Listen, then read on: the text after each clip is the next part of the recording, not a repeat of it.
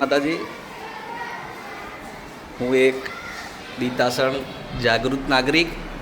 આ મારા આચાર્યબેનની ચેમ્બર છે. છેલ્લા 2 વર્ષથી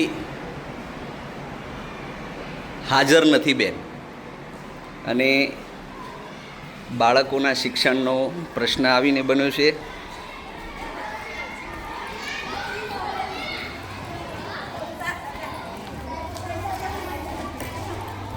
સાહેબ આવજો 2 મિનિટ. હું પૂછ્યોનો જવાબ ખાલી આલજો તો મને, બરાબર? તમારું નામ? હું ખાલી સાહેબ તમને નુકસાન થાય એવું નહીં, ખાલી 2 મિનિટ. જય માતાજી. ના સાહેબ પ્લીઝ, હું નુકસાન તમારા કોઈ સ્ટાફમાં શિક્ષકને નહીં થાય એવું કરું, પણ પ્લીઝ ખાલી મને સાંભળો તમે, પ્લીઝ, બરાબર? તમારું નામ બોલો સાહેબ. બોલ સાહેબ. તમે હાલ આચાર્ય તરીકે, ઇન્ચાર્જ તરીકે તમે કેટલા ટાઈમથી છો સાહેબ? 4 મહિનાથી. અને અહીંના આચાર્ય કોણ છે હાલ? પટેલ પ્રગતિબેન જયંતિલાલ, બરાબર. એ કેટલા ટાઈમથી સાહેબ હાજર નહીં સ્કૂલમાં? નહીં સાહેબ, પ્લીઝ સાહેબ, હું એક ગામનો જાગૃત નાગરિક તરીકે તમને કહું, તમે મહેરબાની કરો, તમે સારું ભણાવો છો, હું તમારું વખાણ કરું છું, પણ આચાર્યબેન કેટલા ટાઈમથી હાજર નથી મને કહો ખાલી. 3 મહિનાની એનઓસી લઈ ગયા હતા. હા, એના પછી હાજર થયા નથી. બરાબર. અને અગાઉ કેટલા ટાઈમ પણ ઘેર છેલ્લા 1.5 વર્ષથી ઘેર હાજર રહેલા મેં જોયેલું સ્કૂલમાં સાહેબ. એનઓસી લઈ જતા પછી એમના હાથે હાજર થતા. બરાબર. તો સાહેબ માનો કે હાલ તમે આચાર્ય તરીકે ઇન્ચાર્જમાં છો, માનો કે તમે કયું ધોરણ ભણાવો છો હાલ? અત્યારે હાલ 6માં છું. ધોરણ 6ના બાળકોને ભણાવતા શિક્ષક એમનો ઇન્ચાર્જ તરીકે વારંવાર આચાર્ય તરીકે અહીંયા મૂકવામાં આવે છે. તો આચાર્ય તરીકે એમનું કામ પણ કરવું પડે છે અને શિક્ષણ ધોરણ 6ના બાળકોને પણ ભણાવવું પડે છે.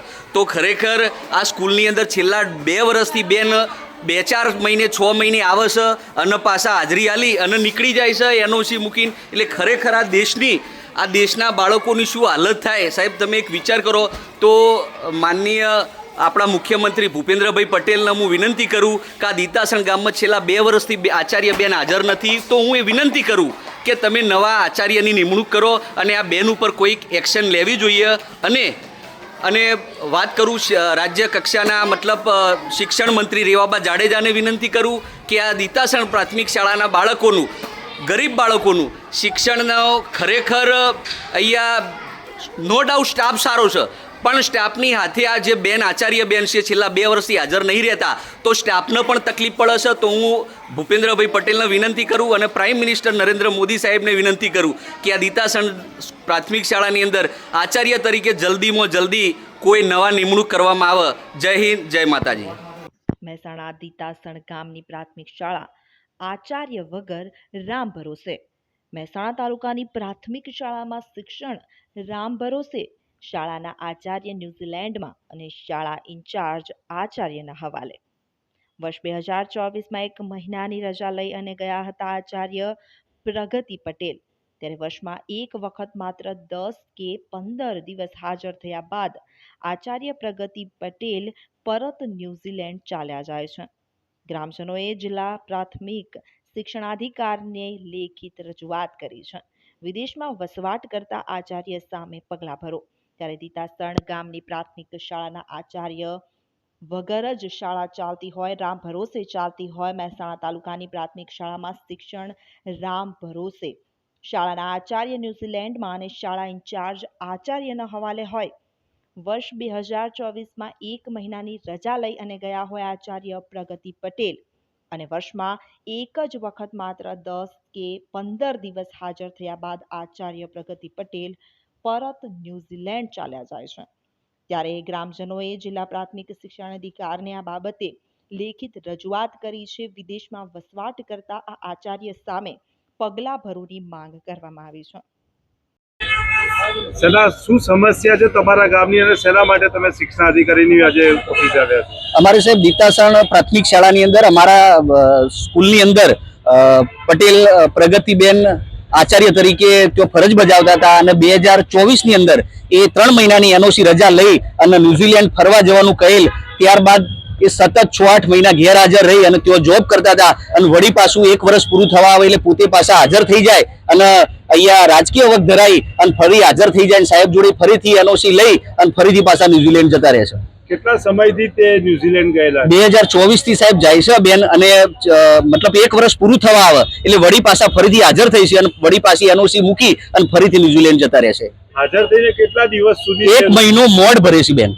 અને કેટલા વિદ્યાર્થીઓ શાળામાં અભ્યાસ કરી રહ્યા છે? 225 વિદ્યાર્થીઓ હાલ અમારા બાળકો ભણે છે. એમના શિક્ષણનો પ્રશ્ન આવીને બનેલો છે. એમના ભવિષ્યની ચિંતા છે. તો તમારી શું માંગ છે?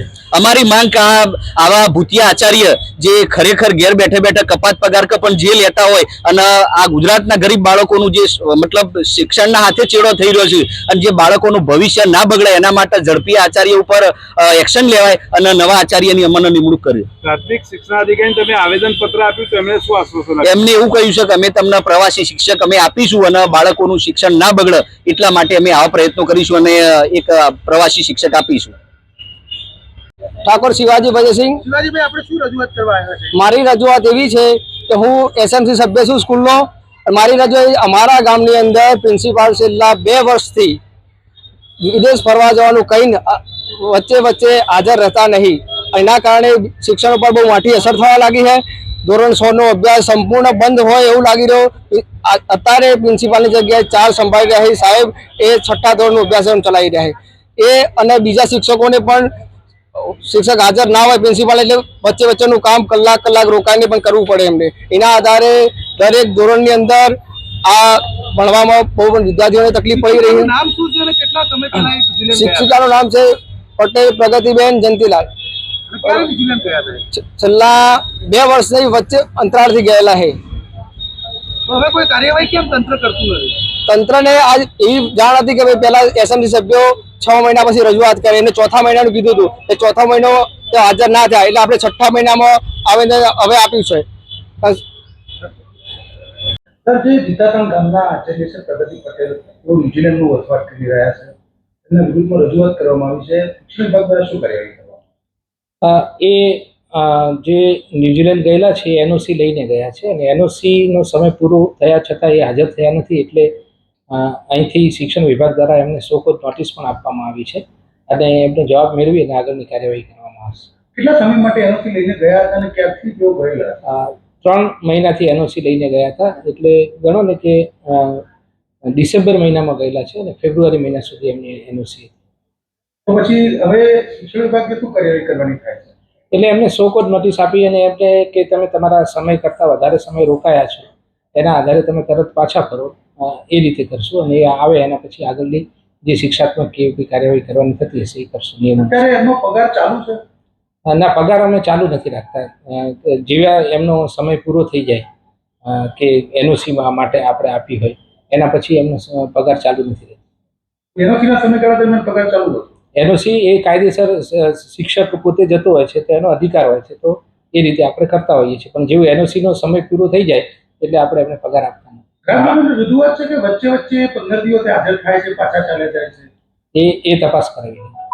બાળકોના ભવિષ્ય ઉપર જે અસર થઈ રહી છે તો એના માટે અમે એમને હાજર થવા માટે નોટિસ એક આપેલી છે. ફરી પણ અમે એમને તરત જ હાજર થવા જણાવીશું અને તેમ છતાં પણ કોઈ પરિણામ કે આવો કોઈ પ્રશ્ન થશે તો એ બાબતે અમે બાળકોનું ભવિષ્ય ના બગડે એના માટે આયોજન કરીશું.